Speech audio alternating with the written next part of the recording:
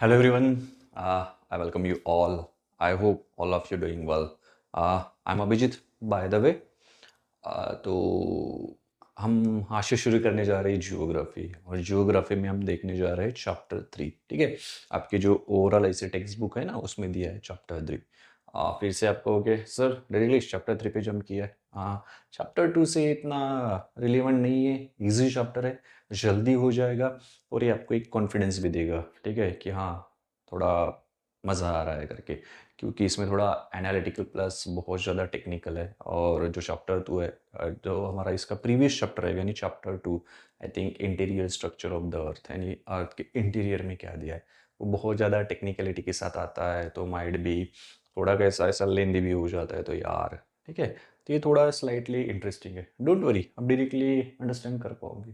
ठीक है, और why fear when I am here, मैं हूँ, करवा लूँगा मैं आपसे। तो इस चैप्टर में हम क्या पढ़ेंगे, तो एटमॉस्फेयर एंड क्लाइमेट के बारे में पढ़ेंगे। क्या पढ़ेंगे, सॉरी हाँ, एटमॉस्फेयर एंड क्लाइमेट के बारे में पढ़ेंगे। तो बेसिकली वही एटमॉस्फेयर क्या होता है, किस तरह से बना है क्या नहीं है, बहुत ज़्यादा टेक्निकल चीज़ है लेकिन पढ़ने में भी मज़ा आता है। यानी हाँ, अगर आप बहुत ज़्यादा क्यूरियस हो और अपने मन में बहुत ज़्यादा क्यूरियोसिटी अगर है तो ढेर सारे क्वेश्चंस आपके मन में यहाँ पे आ सकते हैं। और आने के बाद आपको पता है उसको क्या करना है, जस्ट ड्रॉप करना है कमेंट सेक्शन में या फिर इंस्टाग्राम पे मुझे ड्रॉप करना है। बस आपकी सारी क्वेरीज सॉल्व की जाएगी, वो भी इंटरेस्टिंग वे में। बहुत मज़ा आता है चैप्टर पढ़ने में।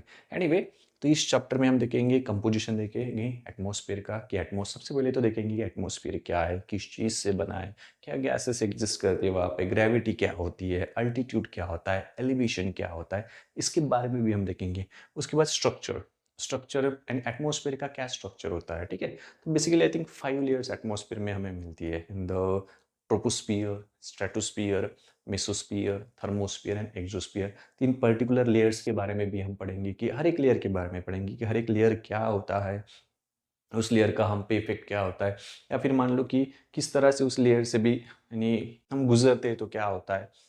नॉट परफेक्टली गुजरते लेकिन ठीक है कि बहुत सारी इन्फॉर्मेशन आपको पता चलने वाली है कि हाँ भाई, ये तो हमने कभी पता ही नहीं था इतना इसमें, लेकिन आप मज़ा आएगा। ठीक है, उसके बाद वेदर एंड क्लाइमेट देखेंगे कि वेदर क्या होता है, क्लाइमेट क्या होता है, किस तरह से वेदर क्लाइमेट को अफेक्ट करता है। ठीक है, या फिर वेरियस चीज़ें होती है, वाटर वेपर होती है, क्या कहा जाता है मैं उसको, वाटर वेपर टेम्परेचर होता है, और क्या होता है, वेरियस गैसेस होते हैं। ठीक है, इस तरह से वो किस तरह से वो वेदर्स को अफेक्ट करते हैं, क्लाइमेट को अफेक्ट करते हैं, ये सब चीज़ें भी हम देखेंगे। एटमॉस्फेरिक प्रेशर भी होता है। ठीक है, विंड किसे कहा जाता है ये भी आप देखोगे। ठीक है, the horizontal movement of the air, उसे क्या कहा जाता है, विंड कहा जाता है। जो हॉरिजॉन्टल मूवमेंट है उसे विंड कहा जाता है, जो वर्टिकल मूवमेंट होती है उसे कन्वेक्शन करंट्स कहा जाता है। ये सब चीज़ें देखो, कितनी सारी टर्मिनोलॉजीज आ रही ना, बढ़िया से ये आपको पढ़ने के लिए मिलेगा। उसके बाद elements of weather and climate. ठीक है, वही temperature, atmospheric pressure, humidity, water vapour, ये सभी क्या होते हैं, एलिमेंट्स होते हैं वेदर एंड क्लाइमेट के। यानी ये जो एलिमेंट्स हैं हम देखेंगे किस तरह से वेदर एंड क्लाइमेट को क्या करते हैं, अफेक्ट करते हैं, वो भी आने वाले लेक्चर्स में हम देखेंगे। ठीक है, इसके अलावा हम देखेंगे सीजन्स इन इंडिया। क्या देखेंगे, इंडिया में किस तरह के सीजन्स है, 4 सीजन है, 5 है, 10 है, 15 है, 20 है, जो भी होंगे वो सीजन्स हम देखेंगे। ठीक है, इसके बाद में हम देखेंगे मॉनसून। बढ़िया, मॉनसून ही चल रहा है, रेनी सीजन चल रहा है ना। ठीक है, तो मानसून के बारे में सोच देखेंगे कि मानसून ये वर्ड कहाँ से आया है। ठीक है, मैं स्लाइटली हिस्ट्री भी बताऊंगा थोड़ी सी 2-5 मिनट में। ठीक है, मानसूनी वर्ड कहाँ से आया, किस तरह का मानसून होता है, बारिश क्यों आती है क्यों नहीं आती है। ठीक है, तो ये मानसून में ना हम बहुत डेप्थ में पढ़ेंगे, बहुत ही अच्छे से करवा के लूँगा।